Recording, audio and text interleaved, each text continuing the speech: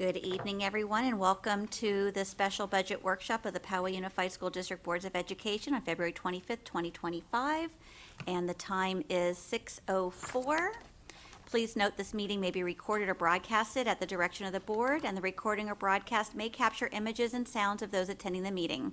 Now I invite you to please stand for the Pledge of Allegiance. I pledge allegiance to the flag of the United States of America and to the republic for which it stands, one nation, under God, indivisible, with liberty and justice for all.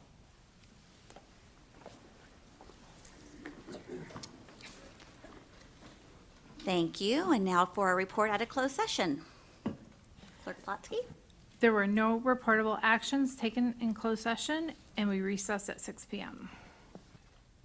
Thank you. Because this is a special meeting per government code, the board may only hear public comments on agendized items. Speaking time is limited to 3 minutes per speaker with a maximum of 30 minutes unless waived by the board president. Clerk Plotsky, do we have any speaker slips? Yes, we do. Courtney Martin.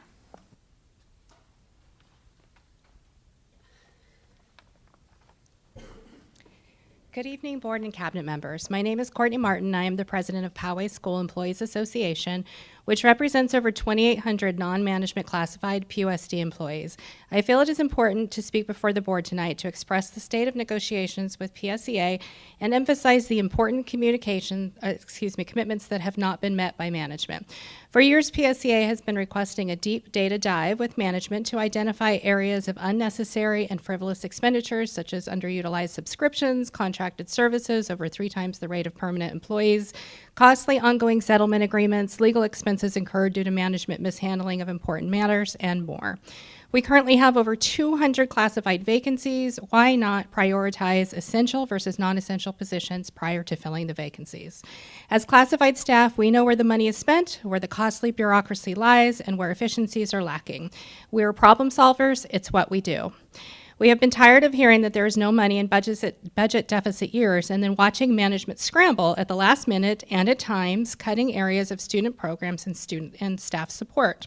So as part of the 23-24 successor negotiations, PSEA finally reached agreement with management via our 2024 Commitments and Timelines MOU, which outlines subcommittees to discuss, review, and prepare recommendations for future implementation. PSEA was approached in the summer to be a part of a district budget advisory committee. We reminded Cabinet that we have an MOU for a subcommittee to dive into expenditures, and we're certainly open to doing that with our APSM and PFT counterparts. However, we made it clear that we want to do real work with real data to make real recommendations that we actually implement, rather than another binder committee that checks a box and nothing of substance changes. Since August, PSEA has continually been requesting to get IBPS and subcommittee dates on calendar. We were told to wait for the new superintendent and CBO in order to start looking at budget savings measures well before considering cuts to student programs or staff. We requested detailed information regarding contracted services last spring in preparation for our subcommittee work. We received that information on February 4th, and we still don't have a date on calendar. We do, however, have our first IBPS on calendar for March 14th. These reopener negotiations should have been effective July 1, 2024. We are once again a year behind. All this is to say, I want to ensure that the board is aware of PSEA's continued proactive approach and commitment to reducing unnecessary expenditures, creating more efficient systems, and removing bureaucracy that gets in the way of supporting our students in a fiscally responsible and efficient way. Please ensure district management keeps their commitments to PSEA prior to considering any cuts to PSEA classified staff. Thank you.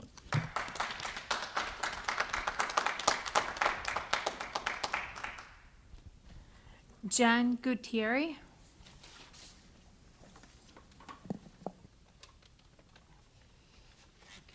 Good evening. I'm Jennifer Gutierrez.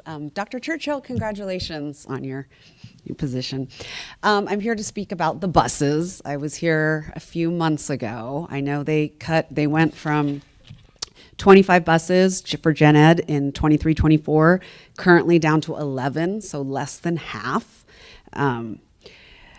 I understand there's a budget deficit. and they said that the annual fee had gone from $725 per year up to $950 for those that were able to take the bus from the 2.5 miles or more. My son, we fall in like the 2.0, 2.1 for Oak Valley Middle School. I'm just here to speak again on behalf of my neighbors and myself. The bus, it's just set for, I work in a different school district. It's about 35, 40 minutes away.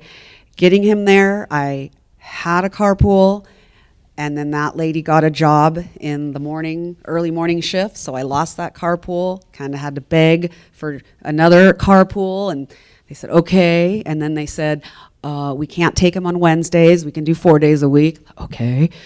And then now it's like, we'll take your son until you find another ride, transportation. So it's just the scramble. There's no one. I mean, all the carpools are already set up. It's stressful, obviously, not just for me and then for my son. It just creates a lot of anxiety, the traffic, just going there. I'm surprised no biker has been hit yet, except I did hear that one was hit, a student that could be hearsay. I mean, I'm so stressed out that I'm going to hit a biker in the bike lane. There's just this area that's not supervised, and cars are pulling in and out, and it is just not safe. Not safe, not safe. I'm not getting my son an e-bike. I don't want him to become a statistic, and I don't want him wearing his 50-pound backpack on an e-bike. So just, again, advocating for the buses, the buses, the buses. It is so important. It is essential in so many ways. I mean, safety, anxiety, getting the kids to school on time, that, and then my other comment for last year they had tutoring, private tutoring. I believe it was called, I had an interesting name. I can't remember the acronym they used, but they had free after-school tutoring twice a week, and it was wonderful for my son. He really struggles in math, and he was able to get math help for that. So if we could bring back the after-school tutoring, that would be awesome, but if I had to pick and choose, I would definitely go with the buses. So if there's anything you can do to please bring those buses back to the school district, that would be wonderful. So thank you so much.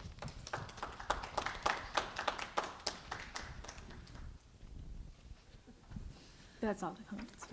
Thank you so much. That brings us to item 7, why we're here, the budget workshop. Mr. Dill. Thank you, and if we could get that up on the screen while we're waiting for that, and I give a quick test to the clicker. I'll say good evening to the members of the Board of Trustees. This is a follow-on discussion from our previous budget workshop, and our goal here tonight is to provide some updated information, also to answer some of the questions that were posed and provide some information to the board and determine if there's anything else that the board wishes for us to explore as we work to develop the 2025-26 annual budget. We're going to go through a few things. Unlike last presentation, there's some materials in your binder. It's not going to be up on the screen, so if you've got the materials in the binder, I may refer you to that, or you may refer me to that. But we'll use the presentation as a jumping off point. We'll talk about updated budget and multi-year projection scenarios. We'll dive into some enrollment information, give an opportunity to discuss budgets by program. And we also do have information on contracted services in the binder. So without further ado, let's make sure I can do this. Wonderful. Okay, so there's our overview, what we just spoke about, and we'll end up with budget reduction strategies. So I am giving a preview of information that is that we are finalizing for the second interim budget. And there's good news and bad news that you'll be seeing in just a little over 2 weeks. The good news in the budget is that on the unrestricted side, we've been able to close the gap between revenue and expenditures by close to $4 million. It's kind of a equal contribution between increased revenue and decreased expenditures as we're capturing savings. That's natural and normal, what you typically see at second interim. At first interim is really your worst case scenario budget after you build in all of the costs that you were not aware of at the adopted budget. And then as you work through the year, you look to find savings where you can. So not a surprise to me, even on my third week and second day here in the district, that we're going to see a slightly improved second interim picture. The bad news that we would be incorporating into the second interim budget will be on the multi-year projection. And that is since first interim, which as you recall was in December, the governor released his budget proposal. We have an updated estimate on the cost of living adjustment that would be applied to the local control funding formula. That is 0.5% lower than what the Department of Finance had at the beginning of the year. So we're able to incorporate that lower COLA amount in our what we call LCFF calculator, the local control funding formula calculator that multiplies that revenue times our average daily attendance, and that is roughly a $2 million hit to our revenue next year, unrestricted revenue. So while ending balance looks to be supported or bolstered at second interim for this fiscal year, we're seeing a drop in revenue next year as of today. The COLA is a number that the state derives from the federal government. We've got 7 out of the 8 data points to establish the final COLA. At the end of March, the federal government will release what the COLA is, and then by the May revise, the Department of Finance and Governor will incorporate that into the May revise. So the COLA number will change. By how much, up or down, I can't tell you, but it will be slightly different, and we'll be basing our revenue projection for 25-26 on that final COLA amount. So just the last caveat, in a number of places I do use some second interim numbers here, but we're still not quite finished with it. We're hoping by the end of the week we'll have everything done. So numbers may vary slightly in 2 weeks, but we're pretty close. Yes, sir. Yes. So that COLA change, I think, was reflected in our previous notice. Correct. Yes. Yeah, that was something that was known 3 weeks ago at your last budget. Yeah. Correct. It's the same reduction in COLA. The difference is at first interim, the higher COLA was still incorporated into the revenue projection for next year. Now we've updated with that lower COLA that you heard about 3 weeks ago. Is now. That wasn't in the last workshop, that wasn't projected through? No. Sorry about that. So that was, I think I answered my own question. It's okay. Yeah, I think I think 3 weeks ago we were still going with the first interim numbers, which would have had the higher COLA estimate on revenue from first interim. So either way, in a week and a half, we've got a new estimate on revenue for next year. And that also sets the stage for the subsequent revenue in the out years. And so all of that will make its way into the multi-year projection that we'll be sharing with you on March 13th. So again, numbers may vary slightly. What we have up here is if we were to run the numbers today, and again, might be a little bit of variance, I'll draw your attention to the first 2 columns. And if you go down to the net activity unrestricted, you'll see at first interim, we were projecting a $17.4 million unrestricted deficit. With that improvement in both revenue and expenditures on the unrestricted side, we would now be looking at approximately almost $13.6 million. So some improvement, but still a gap between revenue and expenditures. Now, the 3 circled numbers are, if we were to continue and project forward what we believe revenue will be, and also carrying forward known expenditures, and not take any further action on the budget, that deficit would increase to almost $19 million in the following year, and then dropping as revenue increases in the out years, but still not enough to keep us above our 2% minimum reserve requirement. So we essentially would be spending down all of the reserves and getting below. This would be what would be called a qualified budget. if we were to adopt that. And the 3 budget certifications being positive, which means you can meet all of your financial obligations in the current plus 2 years. Qualified means you can meet your obligations in the current year, but you might not be able to make them in the future years. Negative is you cannot meet your obligations this year.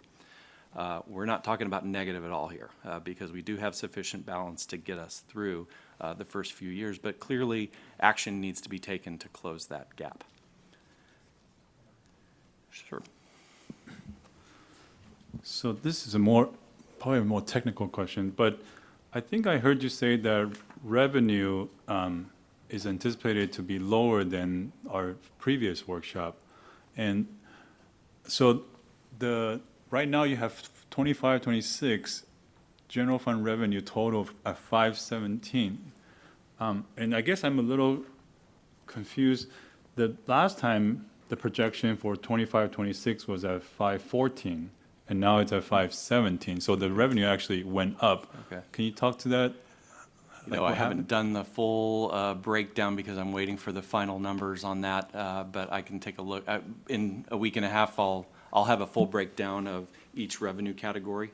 Okay. And so I'll be able to explain it there, but I haven't done a full analysis of. Oh, no, yeah, but yeah. maybe I misunderstood you. I thought you said that you expect the total revenue to decrease than what we previously anticipated. Is that correct? The local control funding formula, which is the bulk of our unrestricted revenue, will decrease by $2 million from where we thought it was going to be at first interim.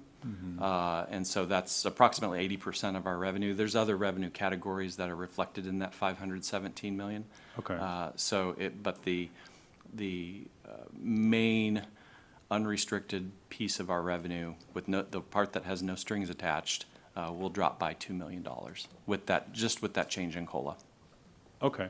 And I guess that ties me to my second question, and it's totally fine, we can get back Sure. to this next time, is that the 26, 27, the previous projected deficit was at 18.5 million, 18.6.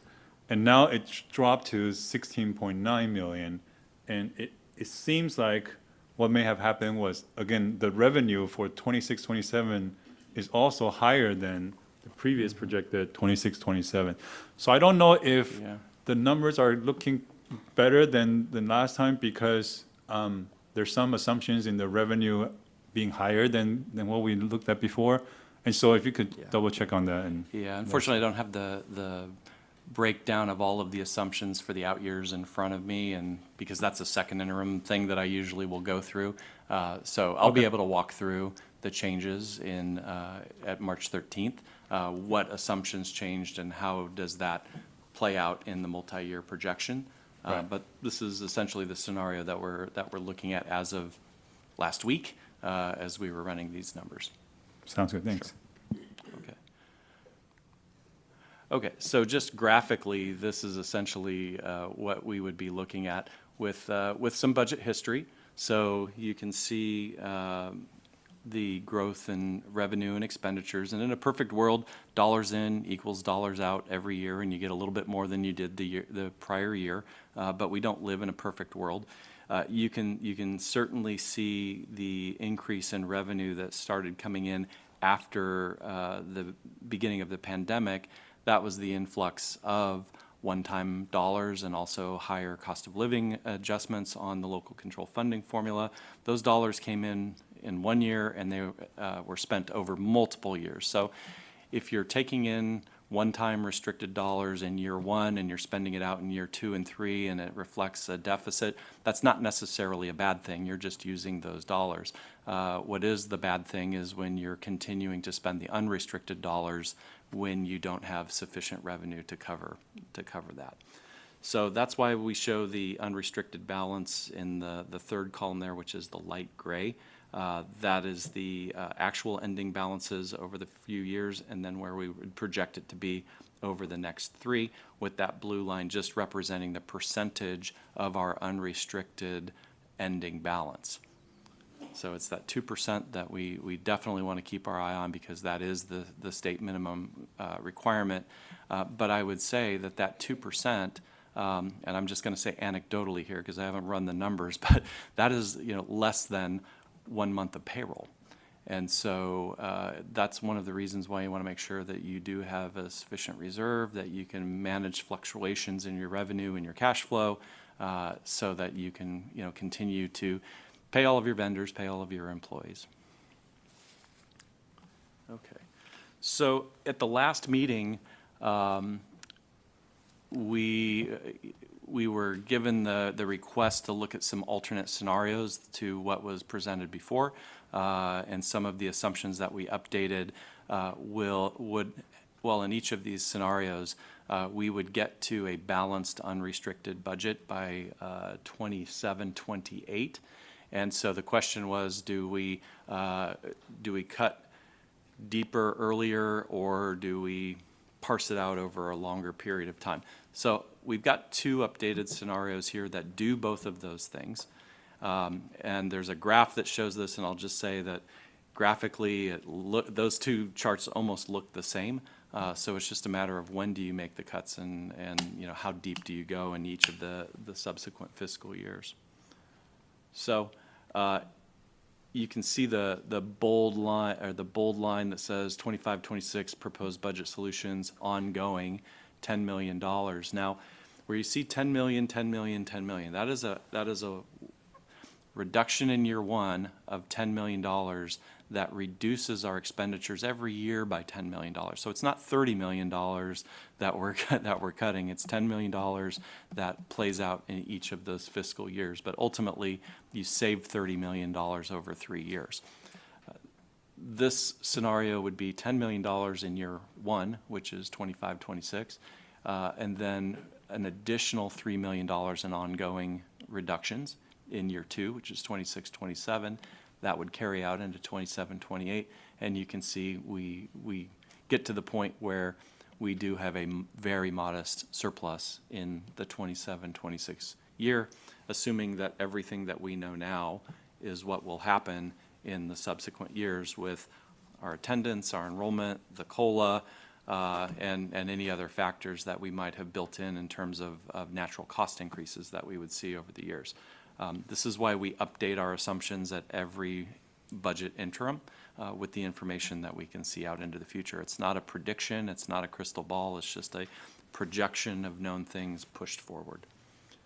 So that would be what we could call scenario 1, which would be the 10+3 scenario.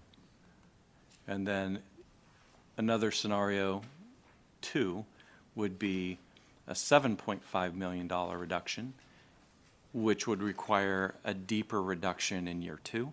So you don't go as deep in year 1, but you have to go deeper in year 2 with $5 million, which again gets us to barely treading water or breaking even, but maintaining over a 7.5% reserve over those 3 years. So it does bring stability to the ending balance and allows us more room should any of these factors not play out in the multi-year projection. That would give us sufficient reserves to plan for further reductions in future years should we need to. If you're living on the edge at that 2%, you really have nowhere to go. Should you hit another rough spot. I'm not sitting here predicting a recession, except there will be a recession. I just don't know what year it will be. And that was Governor Brown every year predicted one, and I don't think it ever hit after he assumed office. But at some point there will be a downturn in the economy. So we just want to make sure that we're not just right on the edge at that 2% when that bad year hits. Okay, so moving on, there were some questions about enrollment at the last meeting, and so and Mr. Magnuson did promise to provide you with our latest demographic report, and that is in your binder. I'm not going to put that information up on the screen. But we are currently waiting for our 25-26. Our demographer is finishing up the numbers, but a few things. So enrollment is what drives our staffing. So we look at that very closely because Most of our teachers are placed in classrooms based off of a ratio that's tied to class size or average class size across a grade level, but the average daily attendance drives the revenue. So as soon as we have that information, we'll provide it because it's going to inform our projections for revenue and staffing for next year. But the one thing that I wanted to show on slide 14 here is that we've been in steady decline in terms of our annual birth rates, and this is in our boundary, with 2015 being the peak year. So those 2015 kids are now 9 to 10 years old, so they're in elementary school.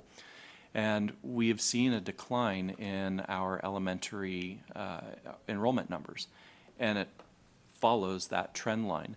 Now, the one thing that's been masking this, and I'll bring up this next slide, is the expansion of age range in transitional kindergarten.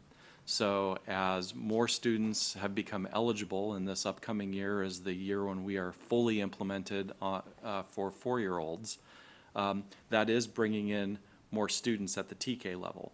But it's masking overall the decline in elementary because we're bringing in almost as many 4-year-olds as we're losing in the cohort year over year over year from K to 5. So if we don't have as many TK kids enroll, then that would be an overall reduction because it really is, as we look out and say, oh, we're roughly flat in terms of TK-12 enrollment, it's bringing in those TK kids because every class is getting smaller and smaller as they come in. And, you know, many folks over the last 5 years have speculated why California schools are in decline, but as you can see on the previous slide on 14, it's been happening for a long time. It was happening before the recession. Some districts peaked in 2010, and they've been declining ever since. This district, it's 2015. My last one was 2017, and every year after that was lower and lower and followed that. So that is really what's driving the decline in enrollment. There might be some other factors in there, but that's definitely the big one.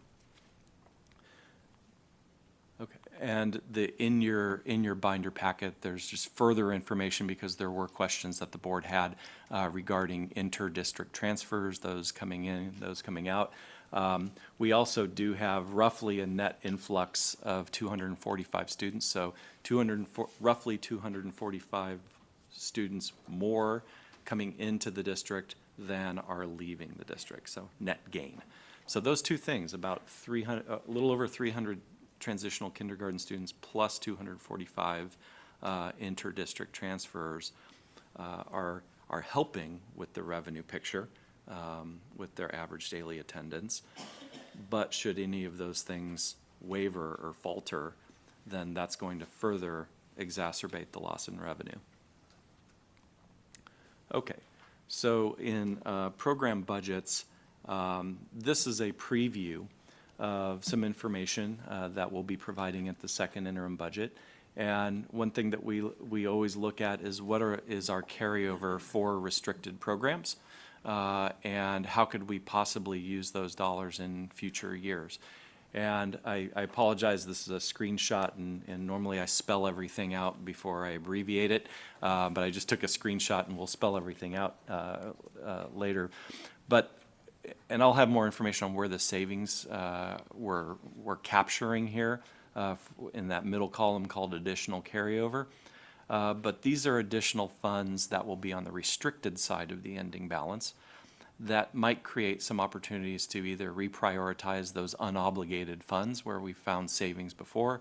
It might allow us to continue to support activities that are being paid for out of those restricted funds this year for maybe another year.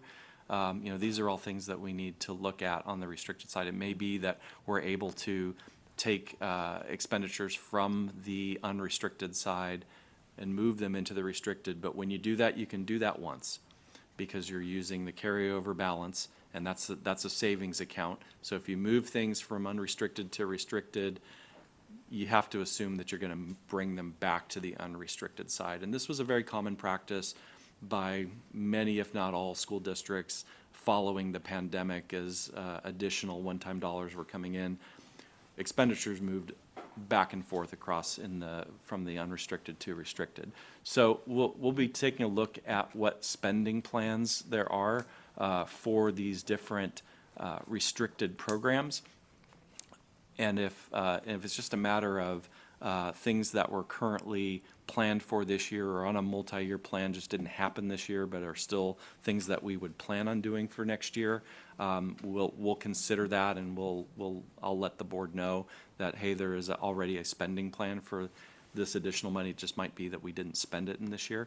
If it's pure savings, where we thought something was going to cost X, but it ended up costing less than that, then that's savings that we could potentially look at to use in a different way. So, Mr. Chang, you had a question? I just want to check a couple of my assumptions. So the moving between restricted and unrestricted, number one, does not help with the ending reserve balance, right? Is that correct? It would in the year that you've moved it, But not the but future? in a future year, if you still plan on maintaining that activity, you have to plan on bringing it back to the unrestricted side. And so the strategy that districts often employ is, while we can, we'll use, actually, you always want to try and use the restricted dollars before your unrestricted dollars, because you want, if there are strings attached to it and you've got activities that match that program, why not use the dollars with strings attached to free up the unrestricted? The problem is that if you are planning on bringing those continuing those activities after the funding either expires or runs out, you have to plan for bringing that back into the unrestricted. So that could cause a problem in a future year if revenue hasn't grown enough to cover that increased cost that you're bringing back. So that could be a problem. So that is delaying action. But yes, On balance, so temporarily, it does improve the unrestricted, but in the long term, it may end up the same. creating a problem down the road for you. Okay. Yeah. And the second thing I want to check is, so the scenarios that we will be talking about and also considering in the future, the savings are not going to be from these movements between restricted and unrestricted. It will be like actual savings. Is that correct understanding? Yeah, what we really need to focus on are savings on the unrestricted side, so, and ongoing savings on the unrestricted side. Again, these are things that could temporarily help us to smooth out those reductions over the years, unless we find other things that we would want to use those restricted funds for. But really, we need to look at the ongoing unrestricted reductions in order to close that gap. Right. So if we, as a group, decide that, let's say we adopt the 10+3, and because we define the 10 as ongoing, therefore, any savings from these type of movement would not count as that 10. Is that Yeah, correct? that'd be a one-time savings, because let's just say we moved some expenditures in 25, 26 into the restricted column.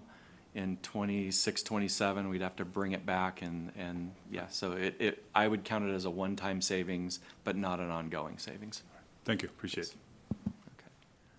Okay. And just so I can explain all this, we have the Learning Recovery Emergency Block Grant, Arts and Music Instructional Materials Block Grant. Really, if I could just go down to RRMA, that's Routine Restricted Maintenance. ELOP is the Expanded Learning Opportunities Program.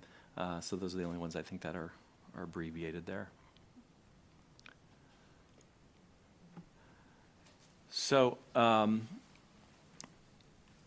think this is mainly, this is a refresher for the board. Approximately $12 million in cuts were planned for last year and executed in the current year. And, in that baseline scenario that we have, this is really year zero. Because as soon as we turn around and start working on development of the budget for 25, 26, we have to add one more year onto our multi-year projection. So that really becomes years 1, 2, and 3 for the budget solution that we have. Where this says the projections are generally reliable, I'll say, we base our assumptions off of credible information, off of what we know at this time. And they always will be updated and will always look different. the closer we are to the budget year, the more reliable it's going to be. The further out, the more there will be changes as you get into the out years. So what we heard in the last session was to try and look and find ways to reduce as much as we can, as early as we can, to avoid deeper cuts later on. And, that is, certainly if you make smaller cuts in an ongoing way, you can avoid a really deep cut in a future year if you avoid the problem. And so, the sooner that we start making reductions, and we're already $12 million in, the better financial shape that will be in future years, and it'll bring that budget stability. So, we'll continue to look at the budget as I'm involved in budget development in this upcoming year. That gives me the opportunity with a set of fresh eyes to really look at everything and how we're doing it, and looking at department budgets. There is a lot of data in the back regarding our programs, and I presented it to you in a couple of different ways because I was asked, show us our costs of programs budgets. I can sort that data in so many different ways that basically I gave two different options there. One was our budget by resource, and the budget by resource is where the dollars come from, and so we have a resource code attached to that. Then I also presented information that was budgets by operating unit, and think of that like a cost center. So forget about where the money came from. This is how we lump the dollars together for a certain program, and really both are valid ways of looking at that. And so I'll be, as I look at department budgets and looking at all of our expenditures that might make up multi-funded programs, really looking where can we find some opportunities on the unrestricted budgets for savings, so that we can tighten things up and maybe reduce expenditures in the materials, supplies, services, operating expenditures. We also provided in the back, and there really isn't a slide to that, a lot of data regarding our services. And so the first few pages on that tab for contracted services information, just summarizing all of the purchase orders that were issued to date. So not what we've spent, but the not to exceed amount on all of those purchase orders by each of those object codes, because there was a lot of questions regarding our contracts, our services, our consultants, other professional services. So this really is how we categorize all of those service expenditures. So the first couple pages are just summarized across the entire general fund by that object code. But then as we get into the next few pages, I thought it would be helpful to show by each of those descriptions which program was issuing the purchase order to what vendor, and a very brief description of what that service is. And we capture that on our purchase order. And that can answer some of those questions, such as, what are other contracts? Well, lots of field trips, trips to the zoo, and grad night, ASB expenditures. Just a number of different things that you can see on there. So this really will give a context, if you flip through it, of all of the different types of contracts that we have. I heard earlier discussion of our subscriptions and other expenditures technology-wise. Those are always opportunities to look at. Are we duplicating two different types of online subscriptions? Is certain educational software being used or not used? Those are always questions that we have as we're going through the technology budgets. So that's the opportunity that I have as I'm looking through that. I'm a data person myself, and so actually ran all of this information, and as Dr. Churchill walked into my office, I said, the problem is I have access to this data, and I'm trying to pull this information together, but I want to look at it and really massage it, but I don't have the time to do that when we're trying to get this information up.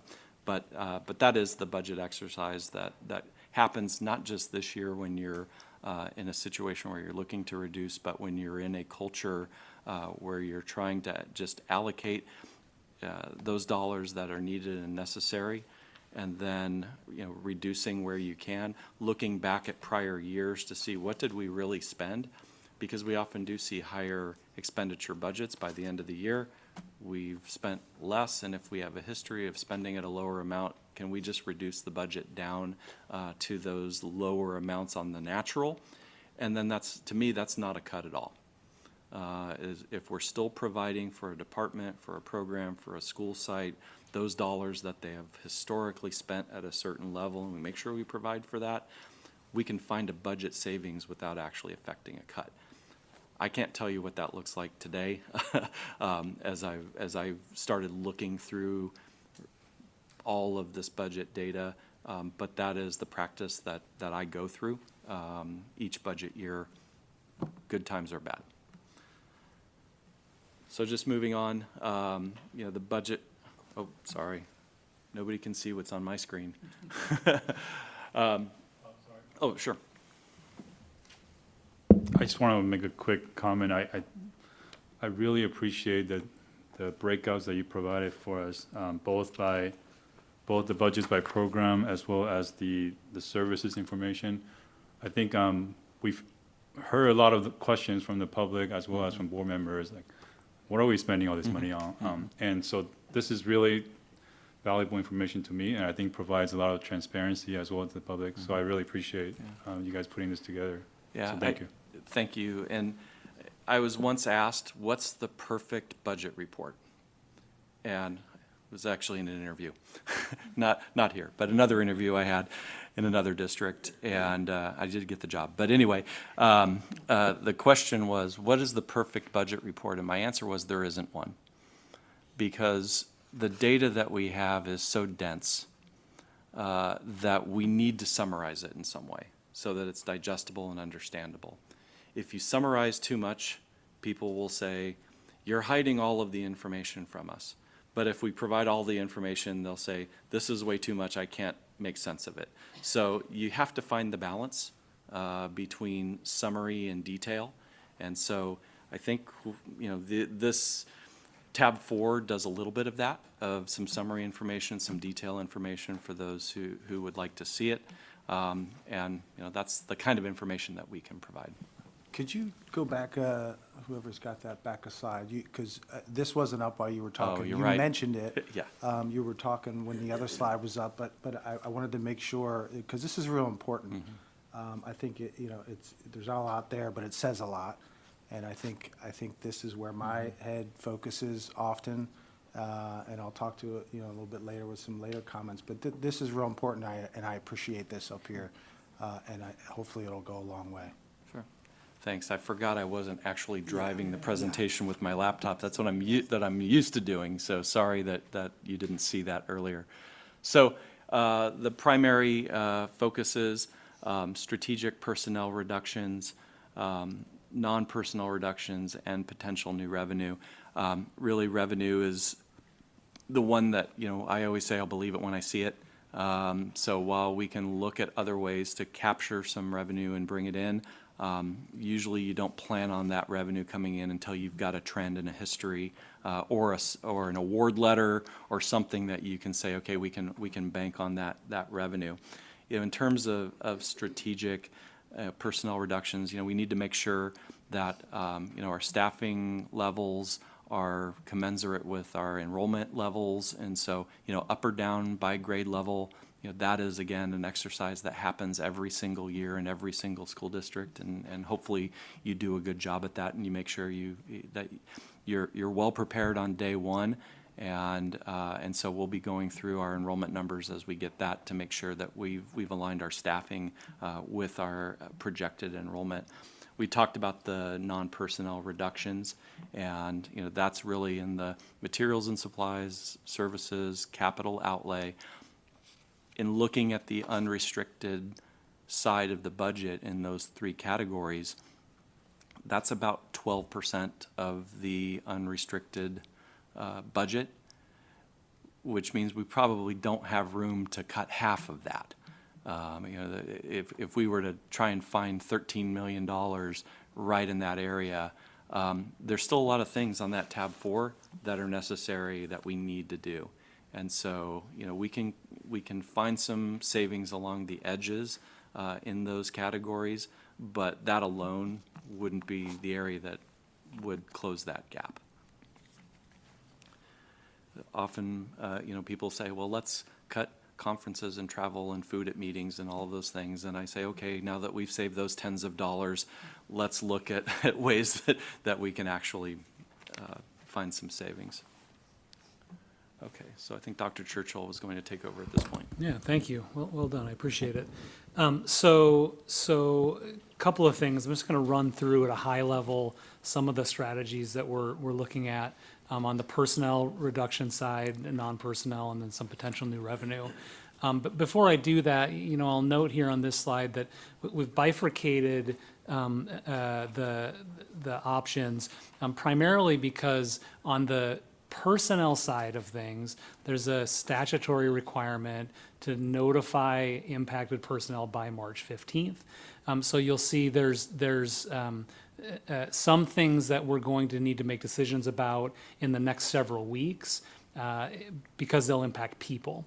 On the next slide, when we get to non-personnel things, we have until budget adoption at the end of June to finalize. So you'll hear us talking a little bit about those things that have to happen before March 15th, and then those things that have to happen prior to June 30th because of that statutory requirement for notification. So under the options that we will be finalizing in advance of March 15th, and I'll remind you that we have a regular board meeting on March 13th.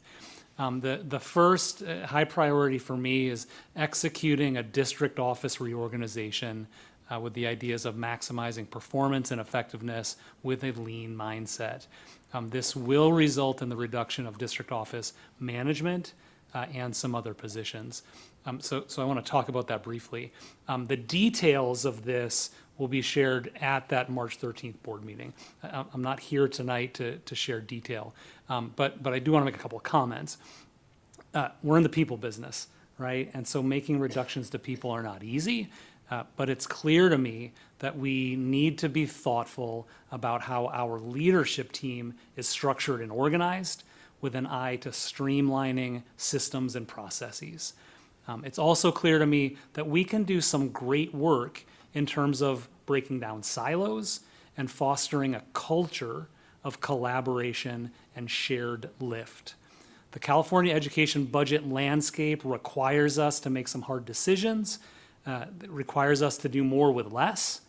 That has to start at the district office. I do look forward to sharing more in 2 weeks at our regular board meeting about what that's going to look like. Number 2 here on the page is this idea of maximizing efficiencies and staffing formulas and ratios. As Mr. Dill was talking about earlier, we do anticipate a continued decline in enrollment. Regardless of the overall budget situation, it's important that we continue to exhibit discipline in staffing and reduce staff when we have a reduction in enrollment. As Mr. Dill said, enrollment drives staffing. So we'll be paying very close attention as we maximize those efficiencies in our staffing formulas moving forward. That has to happen in good years and in bad years. We adjust staffing to the enrollment. So we'll be looking at that. And then third here, this idea of reducing some site-based positions with a goal to limit impacts to core instruction. I opened with talking about reducing some positions here at the district office. I think likely we will also be recommending some reductions at the site-based level. Again, having a goal to limit impacts to core instruction. After we look at the DO reorganization, after we adjust staffing based on enrollment, we'll then take a look at site-based positions. It's premature tonight to identify which FTE might be impacted. We will bring this back to you at the March meeting. We also have interest in continuing to collaborate with PSEA, with PFT, with the APSM group on improving the effectiveness of our programs and services, as well as improving employee retention. So more to come on this as well, but I spoke earlier about establishing or doubling down on a culture of collaboration, and that's not just here in this building, but it's across sites and across all employee groups. At the bottom of the page, then, we listed a few things that we want to collaborate on. The idea of refining our instructional delivery models, right? This requires collaboration with PFT and PSEA. We need a priority both on realizing cost savings and on improving academic and social outcomes for students. So some changes we may be able to realize in the current year to implement next year, but it's expected that more significant changes would be implemented perhaps in the 26-27 school year, giving us time to collaborate and communicate deeply to provide the best possible outcome for students. So these collaborative discussions will be ongoing. And then the other two notes there, collaborating with PSEA to review and update core staffing ratios. We do have interest in looking at, do we have the right number of custodians, for example, office assistants, for example, based on current student enrollment patterns, not relying on what enrollment looked like 5 years ago, for example. So that ought to be a collaborative discussion that we work together on. And then class size and staffing ratios, collaborating with PFT on looking at those ratios and looking at class size. It's very possible there may be some changes that we can implement for next year, but we expect that this will be ongoing and look forward to those good, rich conversations. Okay, on the next slide, we'll move quickly to non-personnel reductions, and I won't spend as much time here. I think Mr. Dill did a good job of giving a high-level overview, but just to be explicit, between now and June 30, when we ask the board to adopt a budget for the new school year, we will review contracts and services. We will review software and subscriptions. We will look to reduce department budgets. All of these are examples of non-personnel reductions that we think can absolutely impact the bottom line. We can do things like look at joint use agreements and determine whether or not any renegotiations need to occur. We can consider reducing our OPEB contribution. Again, these are ideas, and we have a little bit of time between now and June adoption. Finally, on the third slide here, if we look at the idea of, oh, that didn't move. Oh, that's right. you. Wrong one. Look at the idea of exploring potential new revenue. To Mr. Dill's point, we're not going to solve our problem by creating new revenue. However, I do think it's important for us to explore possibilities. So can we bill for Medicaid reimbursements, for example? What would that do for us in terms of revenue? Might we consider a transportation fee increase? Might we implement systems to recoup ADA funding through short-term independent study contracts, for example? These are examples that I think we do have some time to work through between now and June. And then in the future, we'll look at those and more. This idea of the development or the expansion of innovative programs as a draw to our district is certainly worth exploring. Again, I don't know that it's going to solve all of our problems, but I have heard repeatedly from community members, from staff members, people who are excited about the innovative programs currently in place. And the question is often asked, can we do more of that? I think it's absolutely something that we need to look at and talk about over time, because we are a great school district. If we want to be an exceptional school district, it will require us to dig a little deeper into some of these really innovative programs and find ways to expand and or scale. So more to come there. I'm excited about that work. It won't happen overnight. That's a longer term conversation. And then finally, just a recapturing here of the budget development timeline. I'll hand it back over to Mr. Dill. Yes, so these are the critical dates, as Dr. Churchill mentioned. Next up, March 13th board meeting, and March 15th is the statutory deadline to notify staff if they are impacted by reductions. We have another 2 board meetings, May 15th coincides with the deadline for the governor to release his May revision to his January budget proposal. So if he's early, we'll have some time to go through it. If he's not, I still watch his 3-hour press conference every time, and I might be able to give some information that evening. Might not have things calculated down to the numbers quite yet, but I can give a general sense of what we think the May revise will mean to inform the final version. And really, we're going to be talking about revenue, if anything. And so, because by June 15th, we've got the first review of the budget, and then 2 weeks after that, we will be asking the board to adopt the annual budget. And with that, the budget is a plan, and it's continually revised. The adopted budget is what we know in really late May of where we believe the budget will be, and it is a 2-year process because we then get into the first interim, second interim, unaudited actuals. So sometime around the following August, September, I'll tell you what really happened that year. But we will continually revise the budget as we know more information. With that, we're happy to entertain questions and discussion. Well, thank you so much. And these reports are really nice, but I really like my 600 pages that you sent me earlier, but these are nice. This is why I asked you how you wanted it sorted. He just gave it all to me, so there you go. I said, Nope, how do you want it this is sorted? And you beautiful. said you wanted to play with it, so you've got 46,000 lines of data. But I can tell you what I pulled out of it Okay, already. great. So, awesome. What I thought would be best if we just kind of go down this way and then back up this way, just to kind of get everyone their questions in. So I'll start with Michelle, and we'll go around.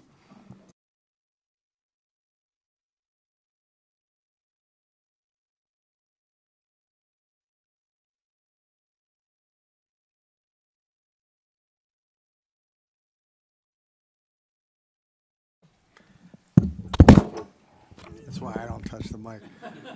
Sorry. At a high level, number one, thanks for this. I feel it's a lot more information to wrap my head around a little earlier than last time, so thank you. Yeah, this is all good stuff for me to, I've gone through as well, and like you were saying before, you look at it, you just want to crunch it and get in there and ask more whys and so on and so forth, so I appreciate that. Back to the models, I appreciate, I think we're heading in the right direction. The couple things just at a high level that I am looking for and I see here, and maybe just go back to the first one if whoever's got that. I appreciate that we're heading into at least stay on this one, right? We're breaking even, right, by year 3, and the expenses are, they're up, they're down, then they're back up a little bit. I think I've averaged those out. I think they're at like 550 on the button there, the 4, or maybe you go out one more year, I think, or back one more year. I forget what I did, but the expenses are flat. We're breaking even, and we have $40 to $60 million in reserve. It's not exactly 10% or whatever. I think past boards have kind of adopted as sort of the measuring stick there. And we can see that we burn through, or we're going to burn through about 70, right? I know there's a lot of things that happened, that led to where we are, COVID, this, that, and the other thing, but those things make me happy to see that. I appreciate the two versions here. Not they wind up in the same place, just a little different approach at the get-go. So that's good. And then just one thing for me, I've felt it, and I've looked at a lot of numbers, and I've done a lot of analysis on my own, and you even give me some numbers the other day, and so. What's really apparent to me is, 2 things happened. Enrollment dropped and is even maybe dropping further. And, we were given a lot of money to spend during COVID and right after, and we're still trying to spend through some of that, So what I see is that expenses per pupil has just skyrocketed from even just, 4 or 5 years ago. It's just incredibly, I think it went from, 10 or 11,000 per student. I think we're approaching $17,000 per student, and just a few years back, it was, 11, 12,000 per student, and there's a lot in there, I know that, right? But I think now's the time to really get control of this, have a good plan. We've got more to go, through to June. More, I think, I wrote here, I'd love to see some ongoing one-time cuts, if that makes sense, right? Kind of finding things, leaning out, finding good ways to do things, freeing up money to put it in the places that we want, Does that make sense? Doesn't it make sense? Meaning keep grinding it, right? Find little pockets, find $1 million here, find $1 million there. Yeah, just getting in there and attacking, right? Attacking and finding problems, solving them, and freeing up money to pay for more buses, to put more money in the real estate portfolio, right? And I'm giving examples, right? But to increase that fund balance to a place where we don't have to worry, right? I know that's easier said than done, but anyway, I hope that was helpful, or just speaking my mind here, and so I appreciate all the work that's going on underneath all this. Yep. So I'm going to wait until you give us direction to talk about the scenarios in terms of which one we prefer to talk about that. I'll wait for that part. Okay. But I'll talk about a couple other things first.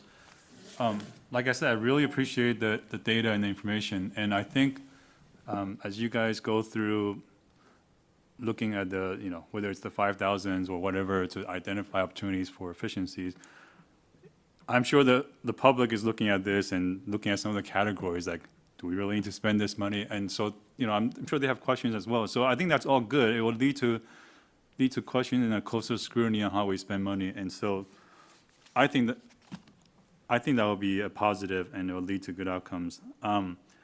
The one thing I would ask for is, so we're getting some really great information on the programs. I guess to me, the next step would be to try to examine the effectiveness of those programs. And so, I would imagine the next thing we want to do is highlight some of, maybe whether it's the top 10 or whatever it is, highlight some of the programs and actually dive into them a little more. How many students are these programs supporting? What kind of impacts have we seen from these programs? To start helping us decide, are there opportunities for us to remove some of the programs that are not cost effective? And I don't know if we currently have a ongoing review of these programs to weed out ineffective programs. But if not, this would be a good opportunity to do that. And so I look forward to sort of the round 2 of digging into these programs. I know it's going to take work, and obviously there hasn't been enough time to do that second level of work until now, but I'm hoping by June we'll have more time to do that. So that's it for now. Thanks. I have a question. So I really take to heart that you were saying to make these kind of changes, it unfortunately results in people, and all these other things are thousands of dollars, which is really, really unfortunate. What does the federal look like? Because I know nationally there's a lot of rhetoric out there. How does our federal funding look? Well, that answer evolves by the minute. And so as it stands right now, the two biggest pieces of federal revenue that we have is IDEA, which is our funding for special education, and then Title I. What we're hearing is that is safe. That's what we're hearing, although, you'll hear a rumor later that funding will be tied to something else, and it could be in jeopardy. So, my concern is if there is a reduction in federal funding, even though there has been a commitment to Title I and IDEA, if somehow strings get attached and California loses out on that funding, or it's denied to California, the state is going to have to look at the Prop 98 budget, which is the fund, which is about the 40% of the state general fund budget that goes towards schools. And that 40% is K-14, so it includes community college. We're about 34, 35, 36%. If we lose statewide federal funding, or there's a precipitous drop in that, there will not be enough room in the rest of the state budget to cover that hole. Prop 98 is roughly held harmless this year. As a matter of fact, we're seeing a COLA on LCFF, and we're seeing a proposal for one-time money. We're seeing a COLA being applied to special ed. So there is an increase in funding planned for schools next year. The other 60% of the state budget is taking cuts right now. And so if there's a drop in federal revenue and the state says, well, we need to make up this money for schools, my fear is the other 40% of interests in the state budget, health and human services, the prisons, transportation, all of those big ones are going to say, we already gave it the office, and that there won't be anywhere for the state to go. And so they're going to have to reprioritize Prop 98. This is all conjecture on my part, but just how I would see it playing out if suddenly we were to lose that. Unfortunately, I just canceled my trip to Washington, D.C. I had planned on being there next week, but it's just too early in my tenure here to take off, and with everything going on in the next couple of weeks to take off. But I had planned on meeting with members of Congress next week through my role in advocacy that I do for the district. I was curious, and I will be curious to hear from my colleagues who are continuing to go on that trip, what they hear from the California delegation, because they do have meetings set up with members on both sides of the aisle, and how they feel what is happening at the federal level is going to play out. But I think it's going to be evolving. When I bring forward the second interim budget, which will have updated MYP assumptions, we're not going to include the discretionary block grant that the governor proposed in January. If I'm hopeful that proposal will succeed, because it would mean about $10 million in one-time funding that we would be eligible for if it makes it all the way to June, without the legislature changing or modifying it in some way. But if it makes it to the governor's desk in June, that would mean another $10 million for us. But until we really know what the federal picture is going to look at, I think that would be a place where the state would go if they needed to fill a hole from the loss of federal funding. And so until we get more sense that money is really going to arrive, you won't see that revenue plugged in for next year, and you won't see a plan for that until maybe really late in the process. It might be that we're giving you an update in June that yes, it did make it, and we'll develop a plan and we'll include that in the first interim budget, but it might not be there at adoption because we might not even know if that's going to make it. So that's the biggest thing that I think that we could get from the state, but could be in jeopardy if there's a loss of federal funding. We did lose, and I'm sorry I don't have the name of the grant at the top of my mind, but we did lose what the federal government calls a discretionary grant, and we were ordered to stop working on it. And maybe Mr. Jimenez knows the details on this because we were talking about it the other day. But we did have four teachers who were supported by that federal grant, which was considered a discretionary grant, and therefore the stop work until we can do further analysis and determine whether we're going to continue to fund this grant. We are continuing to support that work, but that one, and I'm sorry, I can't remember which grant it was that we received. But I don't recall the exact name of the grant, but yes, it was federal funding. Yeah. Intended to do some work around, I believe, behavior intervention and tracking and students. And so That's right. The district received notification in January that funding would no longer continue mid-year. And so we've had to adjust to make sure that we adjust for the loss of funding, but also find a way, if at all possible, to continue some level of that work to close out the year. And then also to place these folks who are impacted back into a position so that they can continue to still service our students in the special education arena. Yeah, the worst type of funding cut that we can receive is a mid-year cut. Because we've gone into, yes, we've gone into the year with an assumption that the money would be there. And if the state or the federal government pulls the rug on us, we have no way to react to that mid-year because the decision has already been made to hire the staff and to implement the service. And so that's one example, but that's the only one that I'm aware of that's hit us so far. To follow Ginger's question, can you give us a sense of magnitude? I think if I'm reading the numbers correctly, our federal funding is like something like $11 million a year total. First, let me know if that's correct. And second, in your obviously best judgment today, if we had to consider how much of that is potentially at risk, like realistically at risk, what would you place it at? And that we would need some sort of contingency plan for. Well, you could say the ultimate risk is all of it. I don't think that's realistic in that, hopefully Congress would stand up and say, these are dollars that benefit our constituents and that, we need to continue providing that support for our local school districts in all 50 states and every community in the country.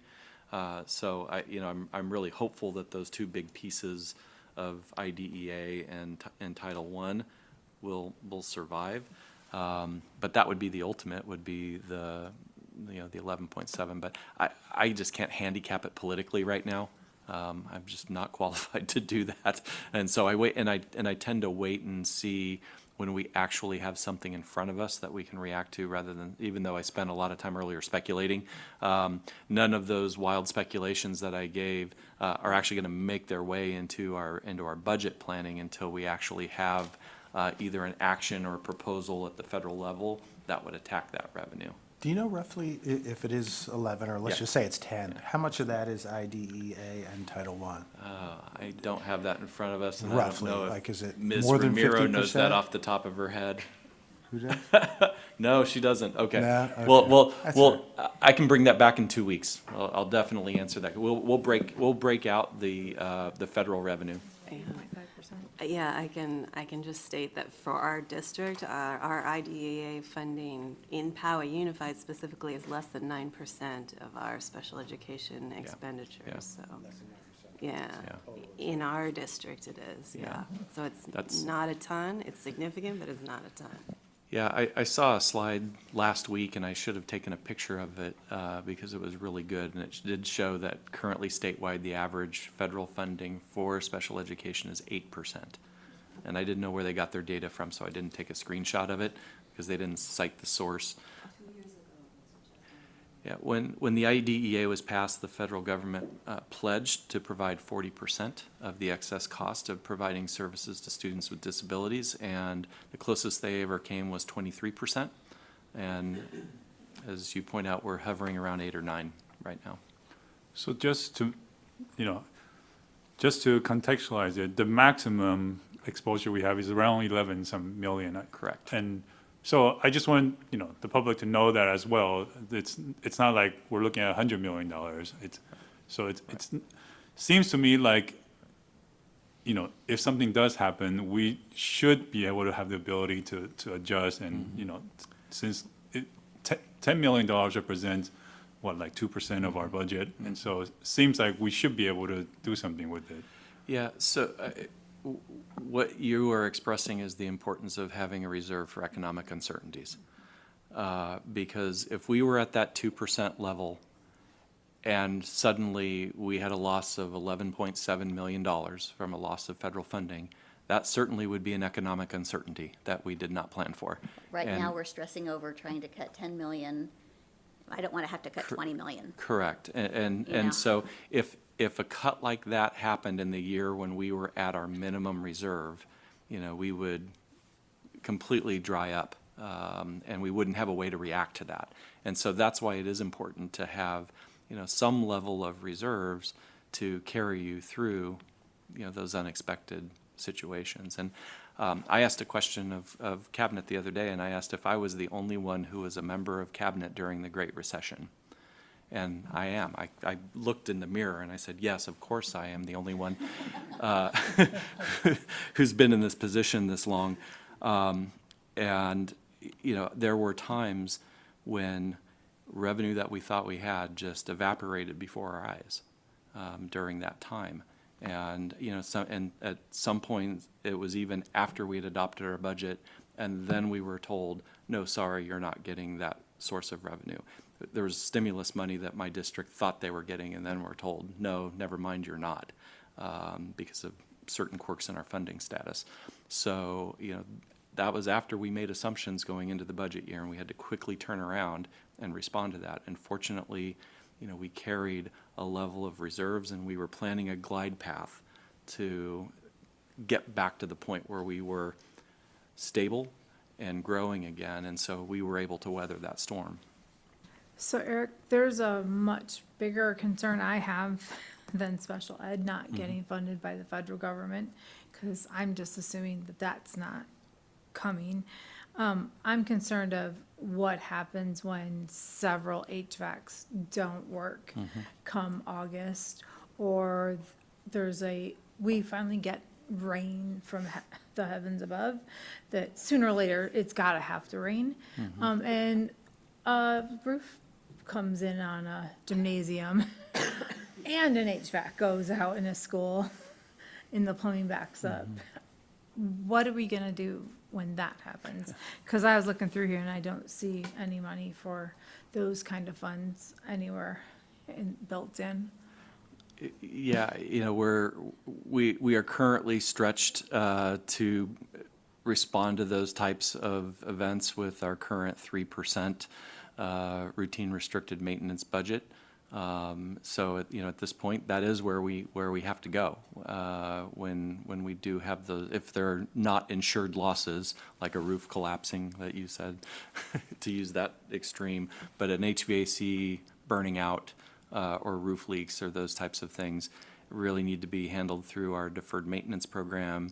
That's largely funded by our routine restricted maintenance contribution from the general fund, and you know, it's just a small portion of the budget. So without other capital funds, you know, we're really chasing those types of things, and our maintenance staff does a great job of chasing all of those things, but you know, we don't currently have the capital resources for that type of you know, sustained district-wide replacement schedule. And we are working on we did receive the CalShape grant, and actually that's one of the revenue and expenditure components that we built in for second interim, because we're recognizing that money that has been granted to us, and we're awarding contracts to upgrade units and to do some replacements and also improve the systems. So HVAC, we're making some progress through some grant dollars that were given to us, and you know, that's a finite source of money. And you know, once that dries up, well, then we're hoping there's some other capital source of funding to do that.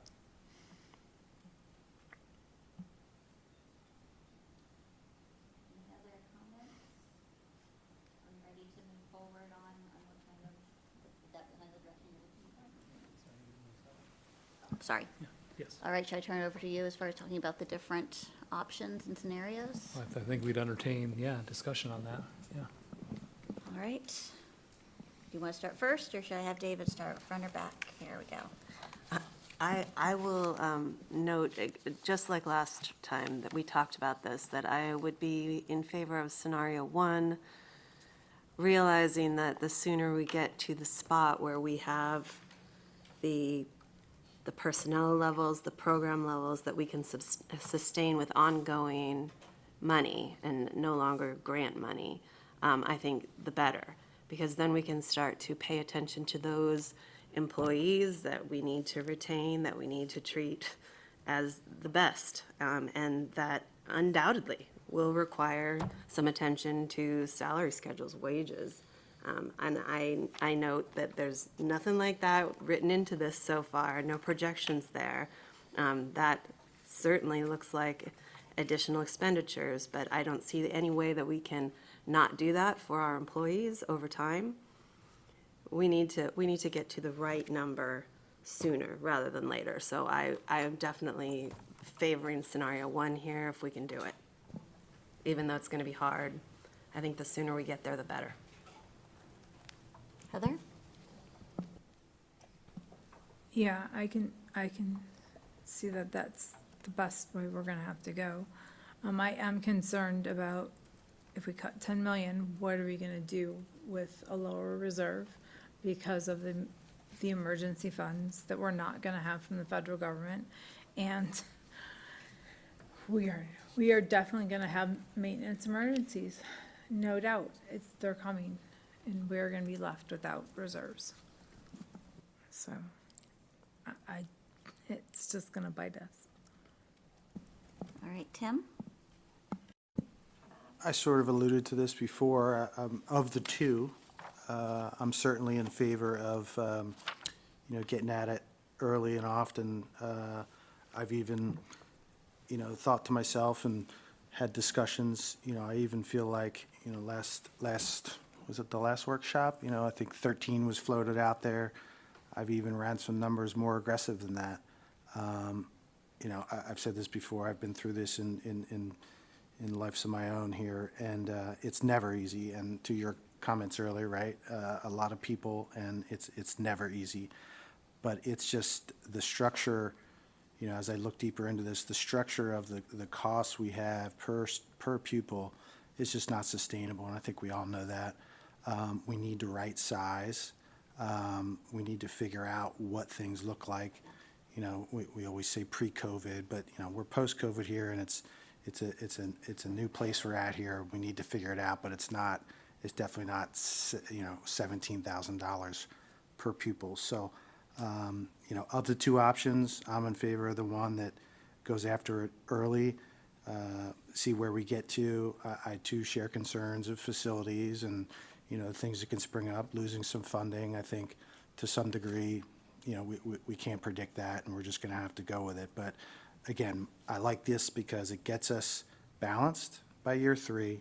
It keeps 40 to 50. I'd love 60 million in reserve for things like that. Those two things pass my test.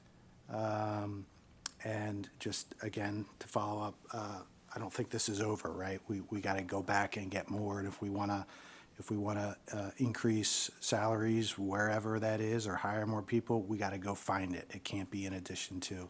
We can't chase revenue because that's how you get into those issues. We got to build this ship to a expense that we think is appropriate for students. Thanks.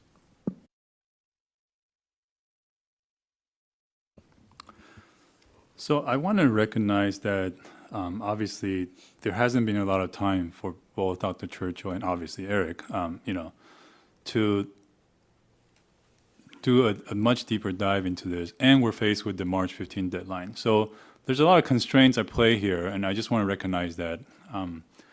And part of why I share that is because some public members might remember that PUSD presented a 2-year plan not long ago, and of a total of $28 million cuts in over 2 years.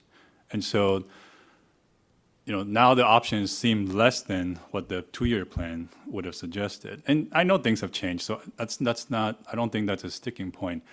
So I can be on board with the $10 million plan, but I do have 3 caveats, and I'd like to ask the other board members if they share those, if they're in agreement with those caveats as well. I think I heard a couple, but I want to just double check. The caveats for me, the first one would be, to me, $10 million would have to be the minimum. It cannot be the target. And what I mean by that is, as we know, when we target $10 million, a lot of times we end up with 9 or 8.5 or whatever it is. And so I think that the 10 million is the minimum we have to hit. And I hope that, we would target for more. And there's still a few months left to dig into this more, and so I hope that you guys will come back with targeting, whether it's 12, 13, or even more. But if we do adopt this plan, I will want $10 million to be the minimum. So again, I'm interested to hear the other board members' view on this. And the reason is is because it's tied to my second condition is that, like Tim, I want to make sure we're not in deficit by year 3. And so if we adopt the 10 million plan, we come in with 8.5, and by year 3, we're still going to be in deficit. And so those things to me are tied together, and those two conditions are sort of tied together. The third thing I would ask is that since we are adopting a multi-year plan, I would actually like to see the second part of the plan, not by March, and maybe not even by June, but early on in the school year next year. We got to see sort of what's in part 2 of the plan that covers the $3 million. I don't want to just promise that we have this 2-part plan, but we don't know what could possibly be in that $3 million. And so I'd like to see that in development from this point on. And so I would say those are the 3 conditions for me in terms of adopting the 10 million plan. It's got to be, we got to at least hit the 10 million. We've got to be in the black by year 3. And I'd like to see the development of the part 2 plan. So curious to hear what the rest of you think. Yeah, I'm happy to chime in. So, I want to make sure that our cuts are very strategic and stay as far away from student learning as possible. So to say that, we have to know exactly it's 10 million and then 3 million, I think we make as aggressive cuts as possible that are intelligent, well thought up and substantiated. Especially with the decision makers at our school sites. If a principal says this is what he needs, this is what he does, we need to really listen to the experts that are on the site. But also, I think it takes a few months to figure out again where we can possibly cut again. So I don't want to necessarily say that, okay, and 3 months later, this is what we're going to cut next year until we have a real opportunity to see, okay, what cuts that we made this year, what effect did they have on some of the programming, so we can reflect on that. And, to your point with when we look through all these different categories, it'd be interesting to find out what programs and how many kids. I think we were surprised at some of the programs, how few children are necessarily involved in it and how successful it is. And unfortunately, that takes time, but I think it's time well spent. And if those programs can come up with some of their solutions as well. Again, I like to try to listen to some experts on what can they do to right-size their own program, again, so the students' learning isn't affected. So I do agree with you. I just don't know how much of a timing I can put on that third year, the second year, $3 million. Because who knows, it might end up being 4, if we can actually right-size appropriately. I know that with this first cuts, we didn't have that runway of noticing March 15th. So that really tied our hands because, as Mr. Dill noted, unfortunately, personnel is what makes the major cuts. And we didn't have that ability last year to do that as much as we could this year. But again, our people, as Ms. O'Connor Radcliffe said, are so valuable, and we really appreciate them. We want to make sure that we make the right cuts. So I am in favor of the 10 million, strategically going for 3 or more the following year as well. I'd love to hear everyone else's comments. No, I think you hit the nail on the head. I was trying to make myself a note there, but I think part 2 of this plan, to say that we want it as early as possible, yes, but to say we want it in September, I don't think we can say that. We need to give time to the 10 million in cuts that we make this year, because again, a significant portion of that is going to be in personnel, and we need to know where that maybe was overly aggressive, not aggressive enough. To your point earlier, the looking into the programs that have been more effective for our students or less effective, that does take some time for new people. And I think you made those points, but at the same time said, but hurry up. I don't want to rush it too much. We know we need to shoot for at least 3 million based on these numbers. And I think in my years on the board, the third-year projection has never once been close, not even close. It'd be great if we could say, yeah, we're going to shoot for 3 so that we can be at, a $551,000 surplus. That has never once been accurate in all the years I've been on the board, in a decade. So it won't, I guess I shouldn't say it's never been close, but it's never been right on, because the state tweaks everything. The federal government tweaks everything. We don't know where we're gonna be. So I think shooting for 3 right now, next year, makes sense. We know we have to do it. We will know what we're doing this year, and we gotta see how it goes and check those programs, because there always are gonna be programs that need to be changed and right-sized and maybe just, tossed out. And again, if 3 million is a really, really hard cut for us next year, it means we're getting closer to the right size in the entire district, and I like that. That shouldn't be easy to find 3 more. If it's too easy, we should cut more, and bolster the programs that are working well. So I don't want to put an early timeline on that additional 3 million, but I do agree with you that the 10 million should be a minimum. We want to get as close as we can. I agree, and I don't know if it's from what we're doing necessarily in closed session. I want to know on this last page of the presentation, there's a lot of things that we don't know about the reduction of contracts and services in the software and subscriptions and the department budgets. Even though we were asking for those things, we didn't get them ahead of time. So we need to know what the other departments are looking at. We need that information and we're not gonna get it till it looks like just prior to June. So it's really hard for us to go to cut people when there may be a large amount of money there. So if we have to give out notices by March for personnel, but that doesn't necessarily mean and I know San Diego School District did that. They gave out more notices than they needed to give out notices for, and they brought people, they canceled them later because they found out they didn't need them all cut. So I want to make sure that's something that's known as well, because this is a considerable list on strategy number 2, when we're looking at things that we just don't know, because this is a large unknown list of things. So I just want to keep that in mind, that it's not a $10 million, personnel list necessarily. So. Yeah, just to respond to David. Yeah, I agree, and I had wanted to say that as well. In all of my experiences, when you go after, call it 10, you never get 10. You just don't. Does that mean we have to, put 13 in there and see an attrition down? I don't know. I'm with you, though. I don't think that's acceptable to be less than that. And sort of, Michelle, to your comments, that's why I sort of look at this differently, in a way that I don't really focus on the 10 as much as I know I want to spend no more than 566 minus 10 is 555.